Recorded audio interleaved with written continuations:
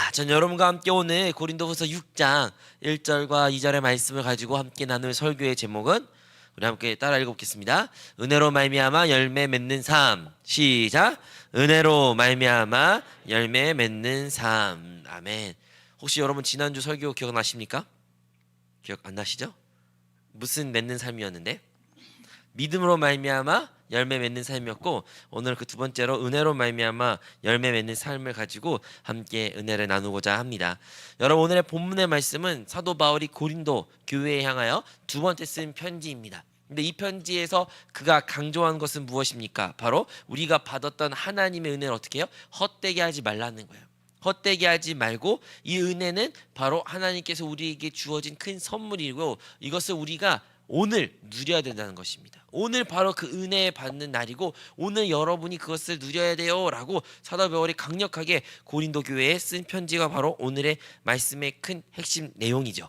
그래서 우리는 오늘의 이 본문의 말씀을 통해서, 그렇다면 이 바울은 왜 이렇게 고린도 교회 그 성도들에게 은혜에 대해서 강조했고, 그 은혜를 왜 지금 누려야 되며, 본질적으로 은혜는 무엇인지 함께 나누고자 합니다. 여러분, 은혜라는 것은 무엇입니까? 은혜. 네, 사람 이름 아닙니다. 우리 전도사님도 은혜가 많으시거든요. 김은혜, 정은혜, 무슨 은혜? 네, 은혜가 많이 있는데 사람 이름이 아니에요. 또 은혜가 뭘까? 은혜. 많이 들었어요. 특히 교회에서 신앙생활 오래 하신 분들은 은혜라는 단어가 수없이 들었고, 알듯 말듯 하지만 정확하게 말하기가 어려운 단어도 은혜일 수도 있을 것 같습니다. 은혜를 우리가 조금 더 구체적으로 여러분에게 설명하자면, 은혜는 바로 받을 자격 없는 자가 하나님으로부터 받은 선물이라고 말할 수 있습니다. 한번 다시 말해보겠습니다. 받을 자격 없는 자가 하나님으로부터 받은 선물이 은혜라는 것입니다.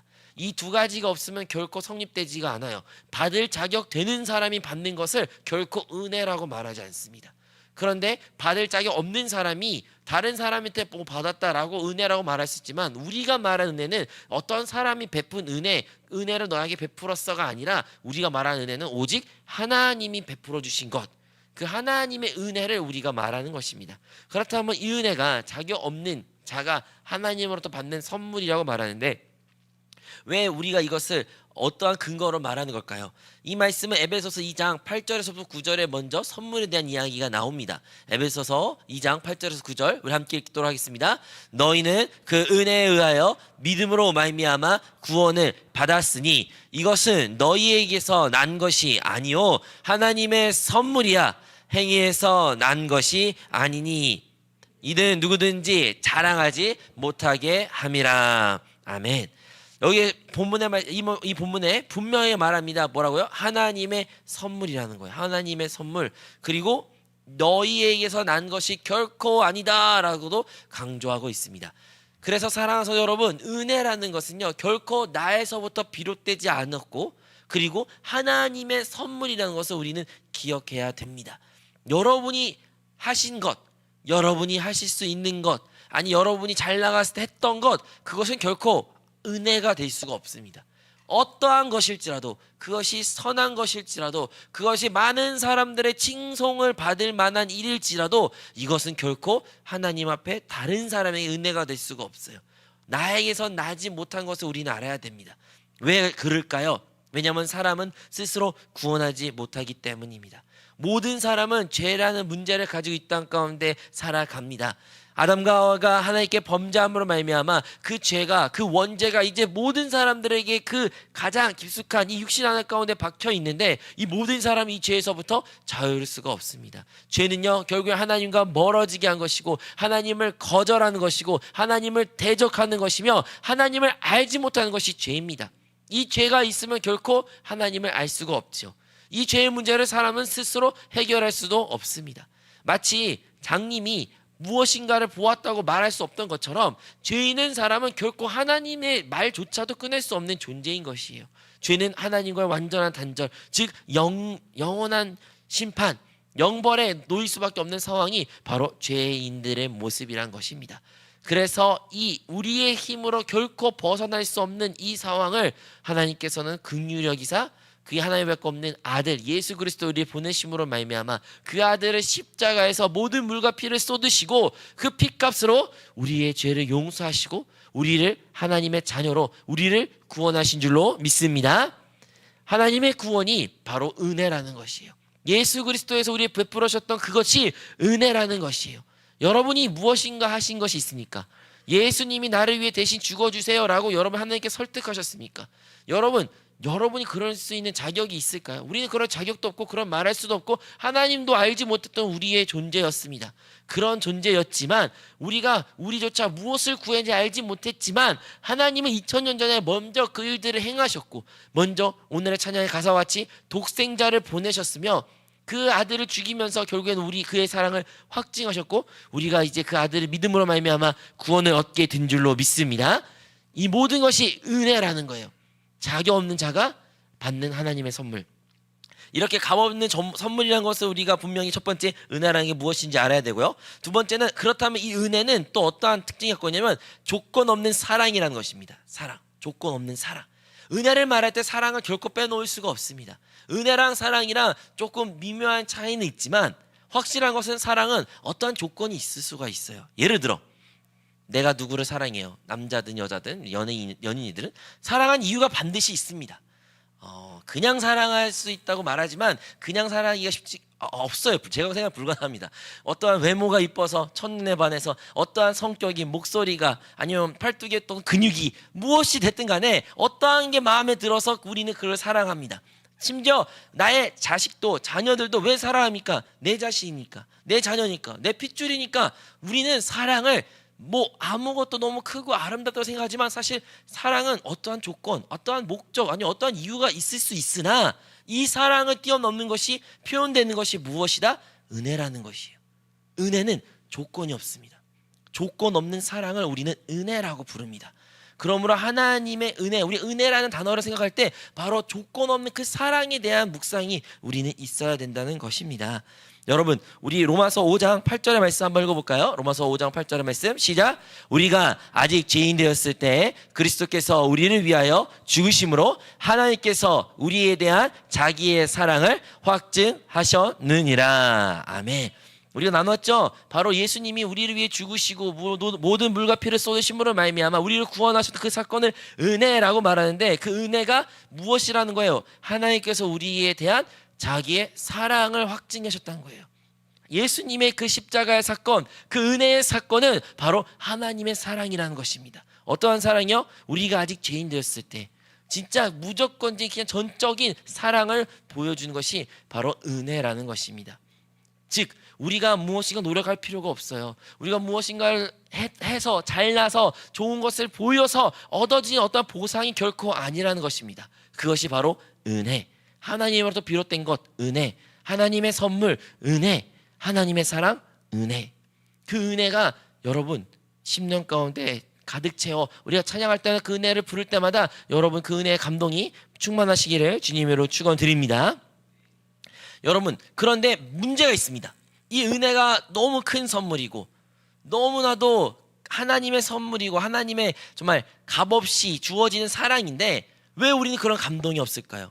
왜 우리는 그 은혜를 당했을 때 가슴이 뛰거나 또 눈물을 흘리거나 왜 그러한 모습이 없는 것일까요? 왜냐하면 이것이 너무나도 값이 없이 주어진 것, 너무나 우리가 받을 수 없는 것이지만 너무 쉽게 받았기에 우리는 이 선물의 참된 가치를 잊을 때가 있는 것입니다. 그래서 우리는 이 선물에 대한 소중함을 잃고 선물을 되게 터부시합니다. 왜요? 거저 주었기 때문에, 그냥 주었기 때문이에요. 제가 최근에 작년 연말에 조윤김 목사님이 이제 추도 예배를 참석하면서 거기에는 어떠한 그 예배에 참석한 사람들에게 상품권을 나눠준다라는 이야기가 나왔습니다. 근데 알고 보니까 그 상품권이 커피 상품권이더라고요. 우리가 그냥 스타벅스 상품권. 그래서 그냥 예배를 드리는 목적으로 왔으니까 심포지움이라서 목적으로 앉았는데 그런데 이제 상품권을 주니 그것을 듣는 사람도 있고 안 듣는 사람도 있지만 상품권이란 말에 그냥 나간 사람도 많이 있었어요. 그냥 상품권이니까. 이제 다 끝까지 저는 기다렸고 마지막 순서까지 있어서 이제 정말로 나눠주더라고요. 반신반의로 했는데 진짜 상품권을 나눠줬는데 그 상품권이 카드형입니다. 카드형. 그냥 카드, 이렇게 플라스틱 카드로 돼 있어가지고 얼마라고 써있지 않습니다. 근데 이제 많은 어르신분들이 또한 많은 뭐 이렇게 목사님이나 아니면 어떤 분들이 나이가 많으신 분들이 이게 뭔지도 모르고 어떻게 쓰는지도 모르고 어떻게 활용하는지도 알지 못하니까 커피는 커피라는데 이게 커피를 어떻게 마시는지도 모르는 거예요. 그래서 어떻게 했을까요? 나 이거 모르겠어. 너 가져, 너 가져 이런 식으로 하고 너 더 필요해? 너 내 거 가져. 자, 그 카드가 한 얼마짜리 상품권 같습니까? 거기 사람이 꽤 많이 있었거든요. 한 얼마짜리 상품권이라고 예상합니까, 여러분? 그래 커피 상품권 주겠다 하면 그냥 공짜로. 뭐 어떤 사람들은 뭐 3만 원 말하는 사람도 있고요. 저 믿음 좋으십니다. 근데 어떤 사람은 뭐 10,000원 또는 커피 한 잔이니까 5,000원, 6,000원 뭐 이렇게 생각할 수도 있죠. 이런저런 여러분 생각할 수가 있는데 그래서 그 받은 사람도 그런 생각으로 그래 커피 한 잔 안 마시고 그냥 누구 나눠주자. 너 가져라, 너 마셔라 이렇게 나눠줬단 말이에요. 저도 하나 받았고 나중에 보니까 상품권 금액이 한 5만 원짜리였단 말이에요. 5만 원짜리. 근데 그 5만 원짜리 가치 알았으면 거기 계셨던 분들이 그 카드를 막 나눠줬을까요? 그것을 안 기다리고 그냥 가버렸을까요? 아니에요. 다 남고 나눠주지도 않고 도리어 나한테 달라고 했을 겁니다. 근데 사람들이 막 나눠주고 아무 생각도 없고 그냥 받지도 않고 가버리고 왜 그런 거예요? 그거에 대한 가치를 모르는 거예요.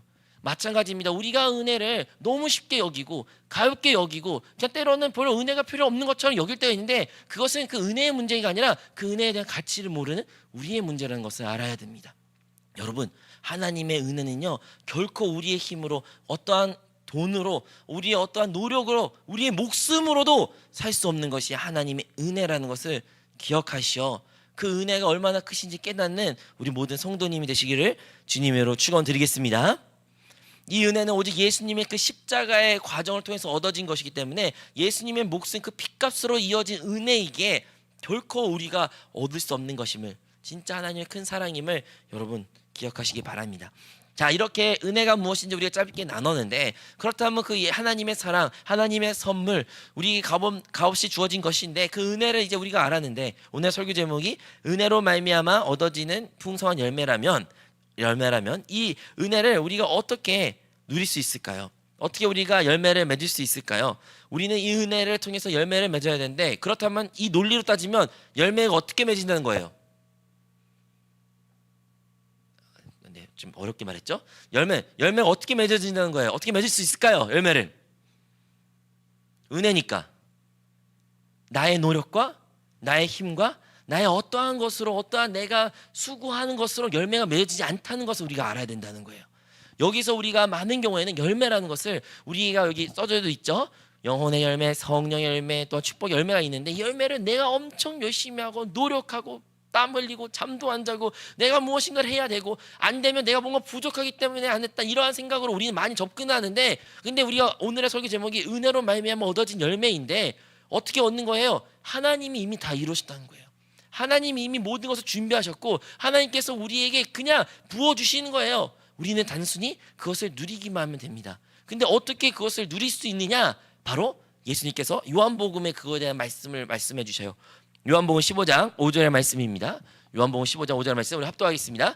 나는 포도나무여 너희는 가지라. 그가 내 안에 내가 그 안에 거하면 사람이 열매를 많이 맺나니 나를 떠나서는 너희가 아무것도 할 수 없음이라. 아멘. 이 말씀을 통해서 주님께서 분명히 말합니다. 나는 포도나무고 너희는 가지다. 너희가 가지니까 열매를 많이 맺어야 된다. 아니 맺을 것이다. 맺을 거야. 그런데 어떻게 맺는 거예요? 너희가 내 안에 거할 때 많이 맺는다는 거예요. 여러분 열매라는 것은요 우리가 얻어내는 것이 우리가 만들어내는 것이 아니라 하나님이 만드시는 것이고 하나님이 이미 그 모든 것을 준비해 주셨던 것입니다. 다만 우리가 해야 되는 일은 무엇일까요? 바로 그 가지로서 포도나무에 붙어있기만 하면 된다면 우리도 그리스도 예수 안에 거할 수만 있다면 열매는 자연스럽게 맺어진 것이라는 것을 우리는 기억해야 될 줄로 믿습니다. 반대로 말해볼까요? 왜 내가 열매가 없었을까요? 왜 나에겐 열매가 없고 많은 어려움과 힘듦과 문제가 많은 그런 고통 가운데 정말 답답하고 마음이 상한 그런 상황 가운데 왜 있었습니까? 문제가 있어서요? 어떤 일이 있어서요? 나쁜 일이 생겨서요? 외적으로는 그렇게 보일 수 있지만 영적으로 바라봤을 때 진짜 문제는 우리가 주님 안에 거하지 않았기 때문이에요. 내가 그 주님 안에 거하는 삶을 살지 않았고 주님과 떨어졌고 주님과 잠시 단절되고 주님 생각하지 않고 주님 잠시 저 주님 잊고 살겠습니다. 예배 시간 때 잠깐만 주님 생각하고 일상생활 아예 주님과 상관없는 인생을 살았던 우리의 모습으로 말미암아 생긴 결과이지, 우리가 그냥 단순히 주님 안에 거할 수만 있다면, 주님 안에 거하고 그 영 안에 거하고 주님과 함께하는 그 모든 삶에 주님이 사는 삶을 살았다면 자연스럽게 우리 생각 가운데 풍성한 열매가 나타난다는 것을 여러분 믿으시기 바라겠습니다. 이것은 제가 하는 말이 아니라 바로 주님께서 우리에게 하신 말씀이시고 약속이라는 것입니다. 너희가 열매를 많이 맺는다고 했어요. 그냥 맺는 것이 아니라 진짜 많이 맺는다고 했습니다. 언제요? 우리가 주님 안에 거할 때. 우리가 다시 한번 주님 안에 거하는 그 신앙의 모습을 회복해야 될 줄로 믿습니다. 그러므로 포도나무가 있고 가지가 있는데, 여러분 포도나무를 직접 보신 분도 있을 수 있지만 포도나무와 가지는 진짜 한 줄기예요. 사과나무처럼 우리가 착각할 때가 있습니다. 사과나무는 큰 나무 구루가 있고 거기에 가지가 많이 치니까 거기서 열매를 맺는 것을 우리가 포도나무를 착각할 수 있는데, 포도나무는 되게 그 중앙 뿌리 나무 자체는 되게 얇습니다. 심지어 가지와 큰 차이가 없은 것 같아요. 그런데 그것이 하나는 나무라고 말하고 하나는 가지라고 말함으로써 그 가지에는 열매가 맺는 것처럼 주님이 내 안에, 내가 주님 안에 이 동생하는 그 삶을 통하여 우리가 열매를 맺는다는 것입니다. 다른 것에서 열매가 나타난 것이 아니에요. 진짜 우리 안에 계신 그리스도로 말미암아 그 열매가 맺어진다라는 것을 알아야 돼요. 그것이 바로 은혜라는 것입니다. 은혜. 그렇다면 그렇게 주님이 우리 안에 살아계시고 이제 우리가 주님 안에 거할 수만 있다면, 그러면 우리가 열매를 풍성하게 열 수 있는데, 그렇다면 그 열매를 풍성하게 열는 좀 더 구체적인 일은 무엇일까요? 그것은 바로 우리 안에서 이제 그 그리스도께서, 우리가 주님 안에 거하면 반드시 우리 안에 무엇을 주신다? 하나님께서 우리 안에 소원을 주십니다. 소원. 기도 제목, 어떤 여러분이 바라보는 빈정과 꿈을 주십니다. 우리 지난주에 나눴죠? 주의 영이, 주의 성령이 임하시면 어떤 일이 일어나요? 자녀들은 예언하고 청년들은 환상을 보고 아비들은 꿈을 꾼다는, 즉 성령이라는 것은요 진짜 앞에 적극적이고 진취적이고 정말로 그 미래에 있는 것을 사모하며 그러한 삶을 살아가는 사람들인데, 성령의 사람들은 마찬가지로 우리가 주님 안에 거한다면, 진짜 그 은혜 열매를 맺는 그 삶을 살기를 원한다면 자연스럽게 주님은 우리 안에서 그 열매에 대한, 또한 하나님의 꿈에 대한 분명한 비전과 또한 환영과 환상과 또한 하나님이 우리에게 꿈을 주신다는 것을 알아야 됩니다. 그렇다면 그것을 조금 더 쉽게 말하면 우리의 소원이라고 말할 수 있는데, 성령께서도, 우리 하나님께서 우리 안에 그 소원을 두시고 그 소원을 통해서 일하시는데, 우리가 해야 되는 일은 뭘까? 첫 번째는 아까 영 안에 거하는 것, 주님 안에 거하는 것이라면, 두 번째는 그 일이 이루어질 수 있도록 우리가 순종하면 된다는 것입니다. 순종. 그 일에 대해요. 자, 한번 우리 빌립보서 2장 12절에서 13절 말씀을 읽으려고 합니다. 우리 빌립보서 2장 12절 13절 말씀 합독하겠습니다. 그러므로 나의 사랑하는 자들아, 너희가 나 있을 뿐만 아니라 더욱 지금 나 없을 때에도 항상 복종하여 두렵고 떨림으로 너희의 구원을 이루라. 너희 안에서 행하신 이는 하나님이시니 자기의 기쁘신 뜻을 위하여 너희에게 소원을 두고 행하게 하시나니. 아멘. 이 말씀을 통해서 사도 바울이 말하는 게 무엇입니까? 내가 이제 떠날 것이다. 하지만 내가 있든 없든 너희가 진짜 하나님의 말씀에 순종하고 복종했던 그 삶을 사는 것 같이, 내가 없어도 누가 어떤 사람이 있는 것과 상관없이 아무도 안 보일지라도 어떤 일을 하는 거예요? 하나님께서 복종하는 삶을 살아가는 거예요. 근데 어떠한 복종입니까? 누구에 대한 복종입니까? 어떤 기록한 행실, 이렇게 율법, 아니면 어떤 규례, 그것을 지켜서 복종해라, 그게 아니죠. 바로 우리 안에, 여기 너희 안에 행하시는 이 하나님이고 그 소원을 두고 행하신 하나님이시니까 그 하나님께 복종하라는 것입니다. 즉 우리가 성령 안에 거하고 진짜 우리가 그 그리스도 예수 안에 거하는 그 삶을 살면 주님께서는 그 아버지의 꿈을, 하나님의 꿈을 우리에게 소원으로 주실 텐데, 그 소원을 우리에게 주었을 때 우리가 해야 되는 일이 무엇이에요? 그 하나님의 인도하심에 순종하며 가는 것입니다. 이것이 우리가 행할 때 열매를 맺을 수 있는 것이에요. 아까 말했죠? 왜 열매를 우리가 많이 못 맺었을까요? 첫 번째는 영 안에 거하지 않는, 아니면 그리스도 예수 거하지 않는 많은 우리의 모습이 있을 수 있습니다. 어떤 사람이 말할 수 있습니다. 목사님, 그래도 100%는 말 못해도 저는 많이 했어요. 그래도 많이 그리스도 예수 안에, 영 안에 내 생각을 영의 거 생각하는 이런 일을 나름 했어요. 그런데도 왜 누리지 못했을까요? 그럼 두 번째가 있었죠. 바로 그것을 공했으면 분명히 하나님께서 우리 안에 소원과 하나님의 인도하심과 기름 부음이 있었을 텐데, 과연 우리는 얼마나 순종했을까요? 그 인도하심 얼마나 내가 기울이며 그 말씀에 순종하며 복종하며 살았을까요? 많은 경우에는 우리는 그것을 무시할 때가 많이 있습니다. 왜냐?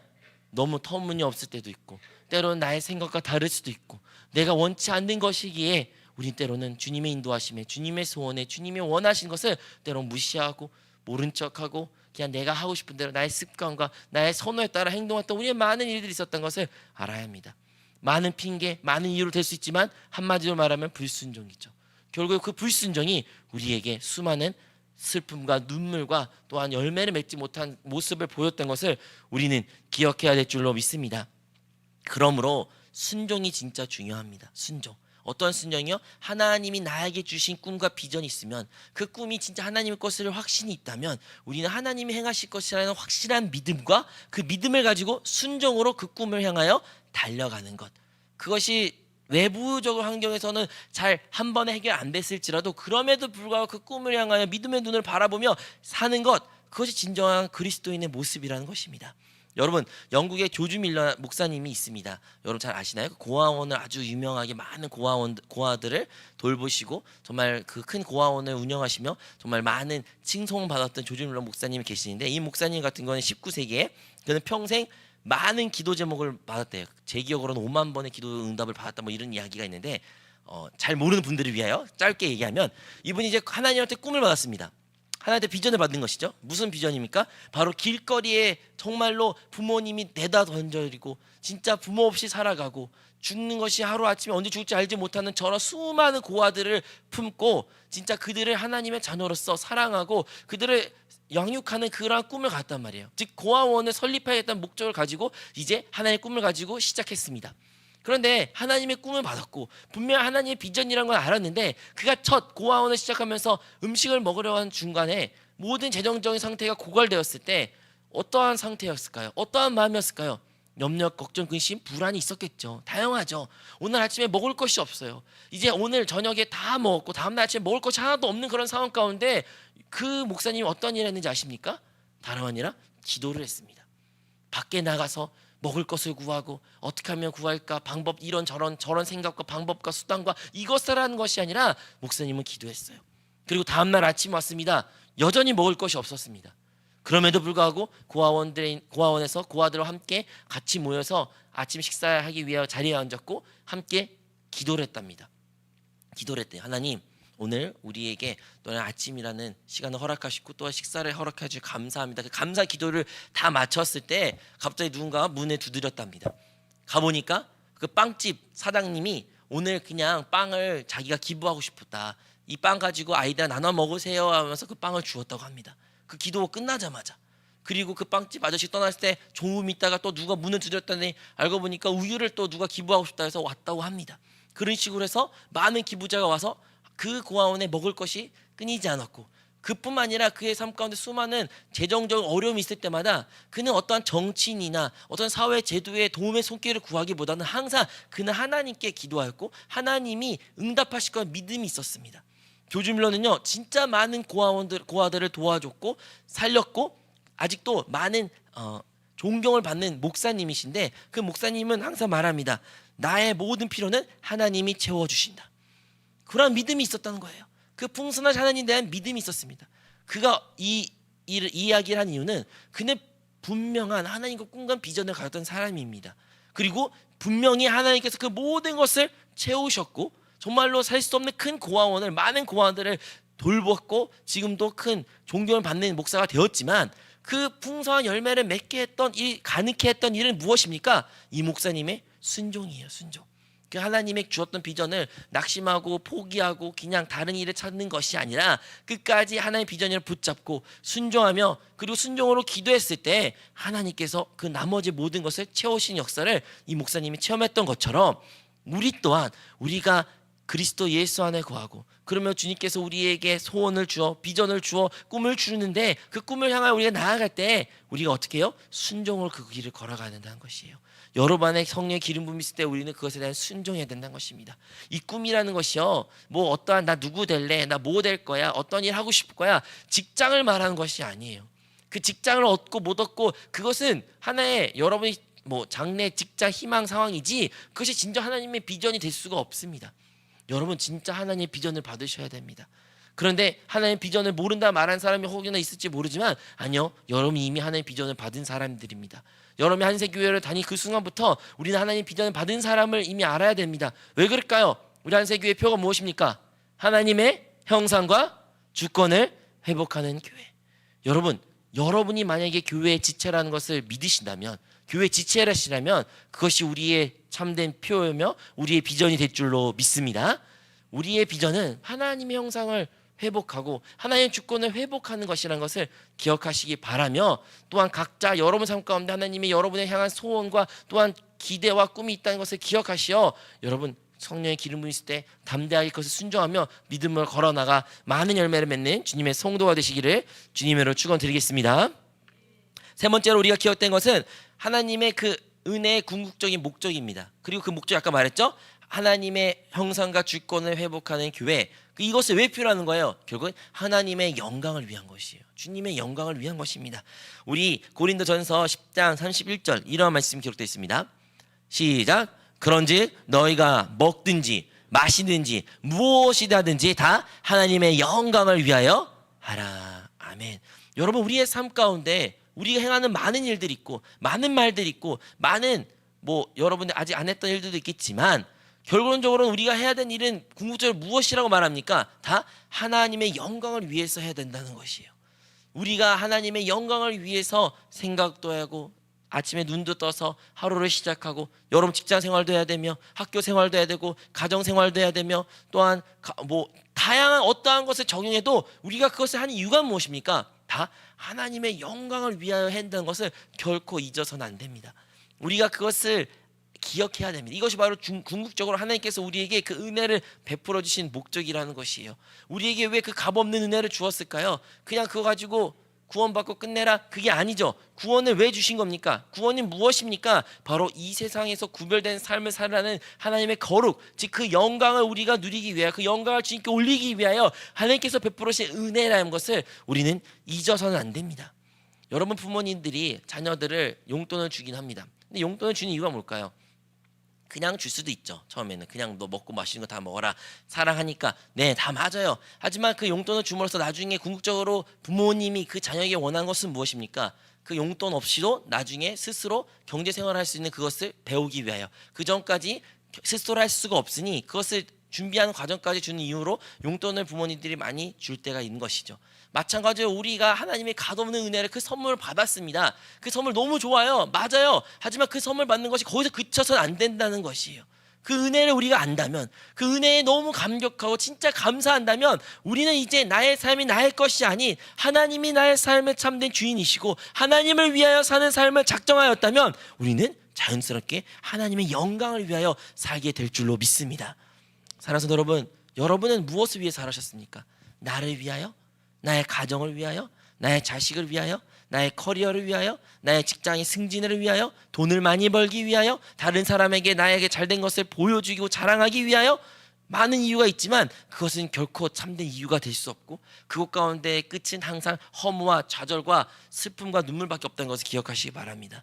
우리는요, 은혜 받은 자라면, 그 은혜를 입은 자라면, 그 은혜의 참된 뜻을 아는 자라면 우리는 모두 다 하나님의 그 은혜에 감격하여 주님의 영광을 위하여 살아가는 주의 백성임을, 하나님의 자녀임을, 그리스도의 제자임을, 하나님의 아들임을 고백해야 될 줄로 믿습니다. 자, 그렇다면 우리가 이 하나님의 영광을 위하여 살아가야 된다고 말하는데, 그러면 딱 우리 표에 말한 것처럼, 그리고 담임 목사님 지난주에 설교했던 것처럼 반벌론적으로는 딱 두 가지를 생각하면 됩니다. 너무 말이 거창하잖아요. 하나님의 형상과 주권을 회복하고 이런 표현이요. 좀 더 쉽게 설명하면 이겁니다. 첫 번째는 바로 하나님의 형상, 즉 내 안에 그리스도가 나타내는 삶을 살아야 되고요. 두 번째로는 바로 하나님의 원수를 대적할 때 우리가 하나님께 영광을 돌릴 수 있다는 것입니다. 즉 하나님께 영광을 돌리는 삶, 하나님의 영광이 되는 삶이 무엇이냐? 바로 우리가 사는 것이 아니라 내 안에 그리스도가 나타날 때 그것이 하나님께 영광 돌리는 삶이고요. 두 번째는 내가 하나님의 원수, 하나님의 원수를 우리가 대적하고 그것을 쓰러뜨리고 우리가 승리할 때 그것 또한 하나님께 영광이 된다는 것을 기억하시면 됩니다. 기억하셨죠? 네, 하나님께 영광 되는 것은 쉽습니다. 바로 우리 안에 그리스도가 나타날 때, 그리고 우리의 원수 대적할 때 그때 하나님께 영광을 받으신다. 그렇다면 이러한 것을 우리의 실제적 삶 가운데 적용하자면 무엇을 하면 될까요? 첫 번째, 우리의 작은 일상 속에서도 우리는 수없이 주님의 이름을 불러야 되며 우리가 영 안에 거하는 삶을 추구해야 된다는 것입니다. 여러분, 어떻게 하면 내 안에 그리스도가 나타날 수 있을까요? 어떻게 하면 나타날 수 있어요? 내가 사단 원수에게 패배하는 것이 아니라 그를 대적하고 승리할 수 있는 길은 무엇입니까? 오직 예수의 이름을 부를 때 우리가 구원을 얻게 되는 것입니다. 그러면 순간순간마다 여러분, 주님을 부르십시오. 왜 우리는 주님 안에 거하는 삶을 멈추게 되는 걸까요? 왜 우리는 주님 안에 거하지 못하는 걸까요? 왜냐하면 주님을 부르지 않기 때문입니다. 진짜 부르지가 않아요. 여러분 삶 가운데 얼마나 주님을 부르십니까? 힘들 때 부르십니까? 불러야 돼요. 기쁠 때 부르십니까? 부르셔야 돼요. 아무 생각 없을 때 부르십니까? 부르셔야 돼요. 우리가 언제 어디 무엇을 하든 간에 순간순간 진짜 내 안에 주님이 있다는 것을 느끼신다면 우리는 주님을 부를 수밖에 없는 것입니다.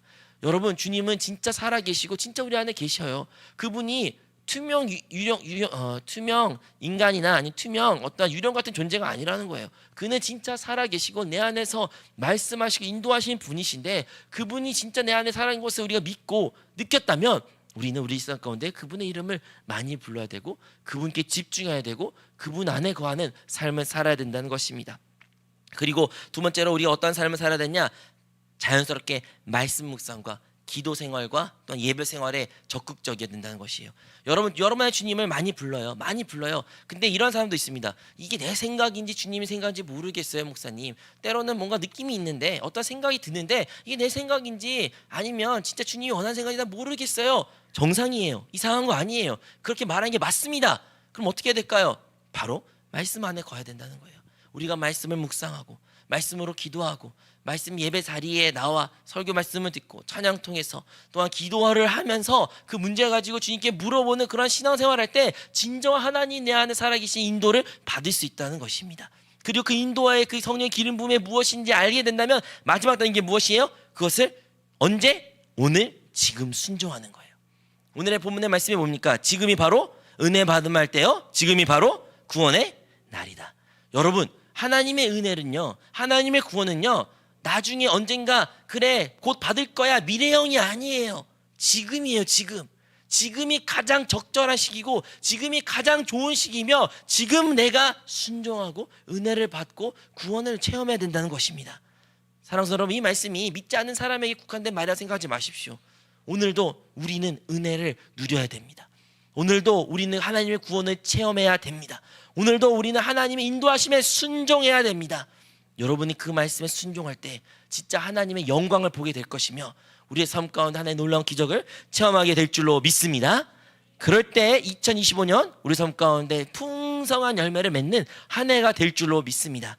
여러분, 은혜라는 것은요, 이미 하나님께서 다 만들어졌고 값없는 자에게, 그러니까 받을 만한 가치도 없던 존재에게 그냥 거저 주는 것, 하나님의 선물, 그 은혜를 이미 우리는 다 받았고 이 준비되어 있습니다. 다만 이제 우리가 그 은혜를 누리기 위해서는 하나님께 순종으로 주님 안에 거하는 그 일상생활과 삶을 통해서 우리는 열매를 보게 된다라는 것을 기억하시기 바랍니다.